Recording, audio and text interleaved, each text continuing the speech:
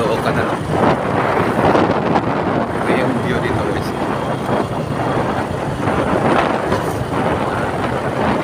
Paganda. Ito guys, dati ay wala itong daan. Ito bali pinakatap ako dito. Daan ng mga inyo. Nadaan ka sa pinakapil ng palayan doon sa gitna ng palay. Ayan, ganito na guys. Ganda na. Shortcut ito, shortcut. Hindi ka na dadaan ng bayan. Maganda na. Ayan sa paligid.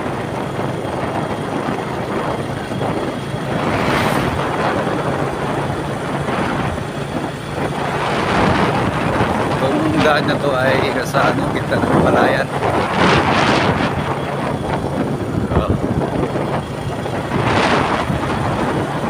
Ganda yung naisip nilang ganito na ginawa ng daan dito. Puro palayan magkabilaan yan sa right side. Yan banda yung bayan.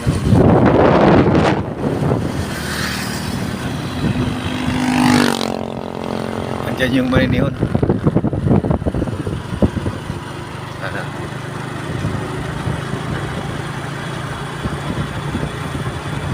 Ganda.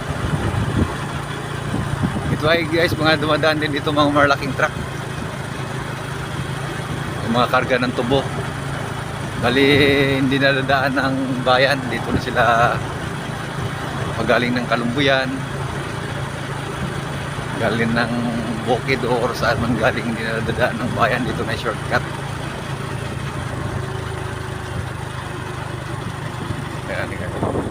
Dito maraming disgrasya dito dahil sobrang liko ang dalan dito. Guys, bali tinatagalog ko lang ito kasi Bisaya tayo, pero kailangan rin Tagalogin dahil ang ibang nating mga viewers, mga followers ay Tagalog, kaya Tagalog dito man doon ang mga private dito guys. So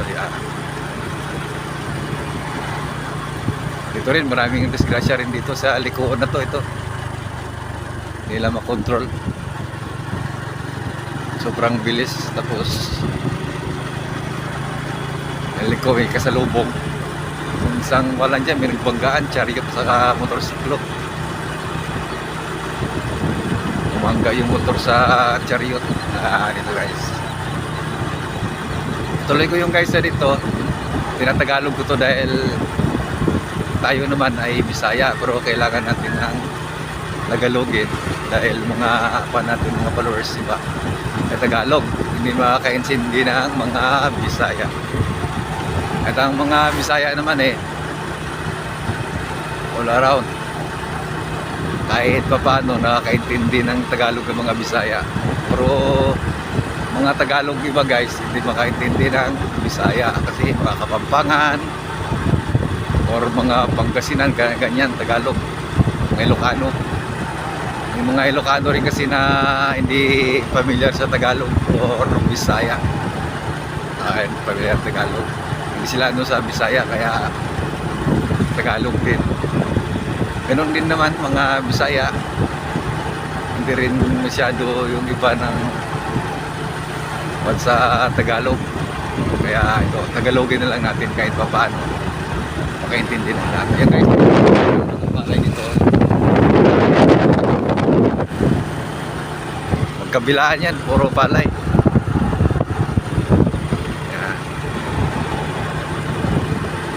Ayan guys, ganda ng ganito dahil may daan dito sa gitna ng mga palayan. Ito dati guys walang daan dito, bali dadaan ka dyan sa mga pilapil pag pupunta ka doon sa Maynilad. Ngayon maganda na pinamudaan, simentado pa, saka hindi siya kakakos ng traffic doon sa bayan, lalo na mga malaking truck na may mga kargang tubo. Dati kasi dumadaan ng bayan yan, kaya nakakos ng traffic doon, lalo na ngayon may school doon, nationalized school, kaya dito maganda ito, shortcut. divert dito yung mga sakyan malaki or mga private. Okay. Tingnan mo yung palay dito, ani na naman. No? Kailan lang to nag-ani? Ilang araw naman, ani na naman to. Guys, dito na tayo sa highway. Itong highway na yan, pagpunta ka ng yan. Dito ka naman sa kanan, napunta ng Bacolod. Dito guys, magkakanan tayo. Punta tayo ng ito ay magpunta ng ano to, Kalumbuyan. Ito na yung ano, ito.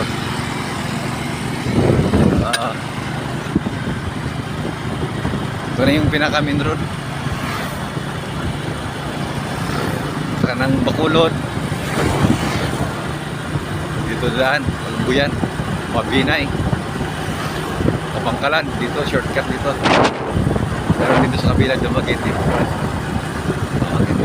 Kita mo yung mga palayan dyan, kabilaan. Guys, hanggang dito na lang. Yun natin mahaba nito. Okay guys, thank you for watching this one. Amping Kanunay.